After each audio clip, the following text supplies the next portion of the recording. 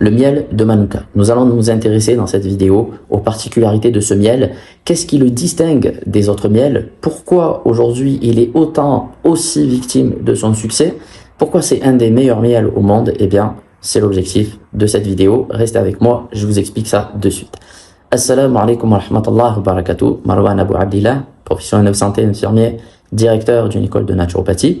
Aujourd'hui, je vais vous parler de ce miel fabuleux qui est très intéressant d'un point de vue thérapeutique.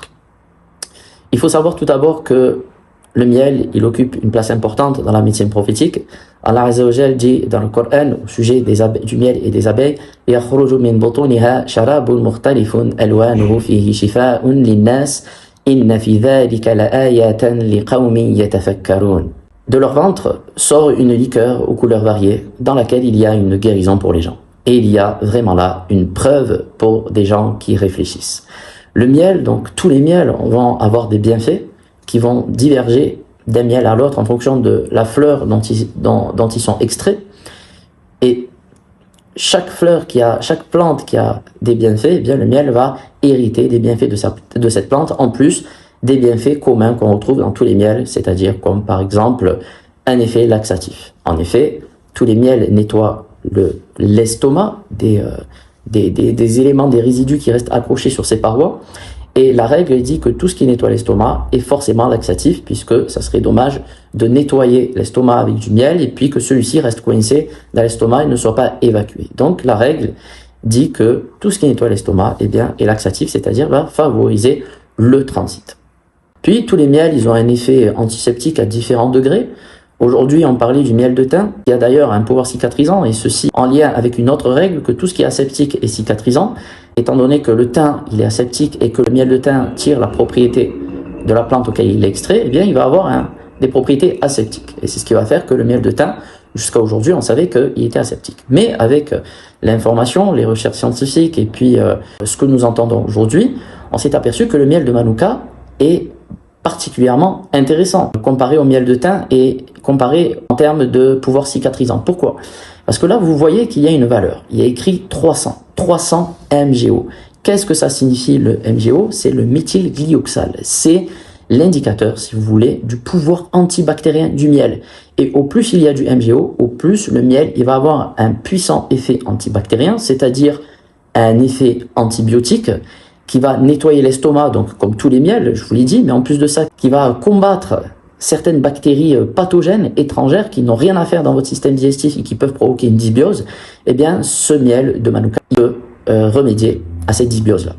Lorsque vous prenez un miel de Manuka, regardez bien le taux de MGO. Là, j'ai du 300 MGO, c'est super, c'est bien pour une cure quotidienne, pour renforcer le système immunitaire, pour nettoyer l'estomac, comme je vous l'ai expliqué, pour lutter contre certaines bactéries. Et puis, si ça ne suffit pas, sachez que le taux de MGO peut varier et vous allez trouver des miels de Manuka avec un taux de MGO encore plus puissant. Ici, je vous ai ramené du 850 MGO. Donc là, c'est un peu plus puissant que le 300. Ça a un pouvoir antibactérien, donc c'est-à-dire un effet antibiotique beaucoup plus puissant à consommer avec modération. Pour les cures, il faut faire attention. Et puis, il est à noter que pour des personnes qui ont par exemple l'Helicobacter pylori qui a résisté à certains antibiotiques qui ont été prescrits par le médecin, avec avis pharmacien bien entendu et l'avis médical, essayez ce miel-là à 850 MGO. Puis il faut noter aussi que ça va renforcer le système immunitaire et en cas de Covid également, une étude a montré le lien entre la graine de Nigel et le Covid et l'utilisation que vous pouvez trouver aussi sur un de mes sites.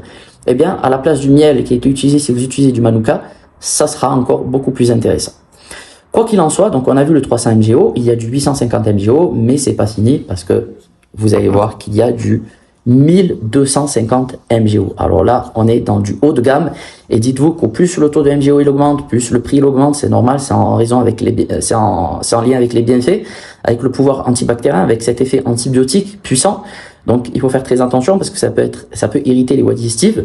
Quoi qu'il en soit, ce qu'il faut savoir, c'est que les autres miels ont aussi un effet thérapeutique, mais qui peut être altéré en fonction de l'acidité gastrique, en fonction de la chaleur, si vous le mettez dans une tisane et d'autres facteurs, mais le MGO, il résiste beaucoup plus. Là, vous avez du 1250, donc vigilance, avis pharmacien, avis médical, s'il vous plaît.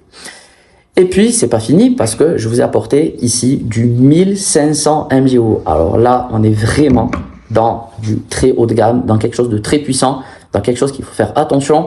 Ça serait peut-être intéressant pour les plaies et pour la cicatrisation des plaies. Donc là, je m'adresse aux soignants, aux infirmiers, au staff des hôpitaux médicaux qui utilisent le miel comme thérapie. Certains hôpitaux en France, en Europe, un peu partout dans le monde, utilisent des pansements à base de miel. Eh bien, intéressez-vous au miel de Manuka à 1500 MGO, puisqu'il a un pouvoir anti-aseptique très puissant et d'un point de vue cicatrisation, ça serait donc très intéressant.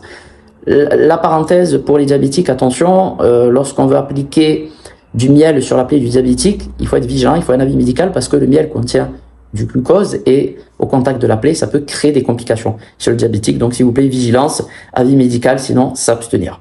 Donc là, on a fait le tour sur le miel de Manuka. Vous savez comment choisir votre miel de Manuka. Je pourrais vous en dire plus dans la formation de médecine prophétique dans laquelle vous allez trouver une formation complète en apithérapie, en plus de la graine de nigel qui est abordée, en plus de la talbina, en plus des dates de hajwa.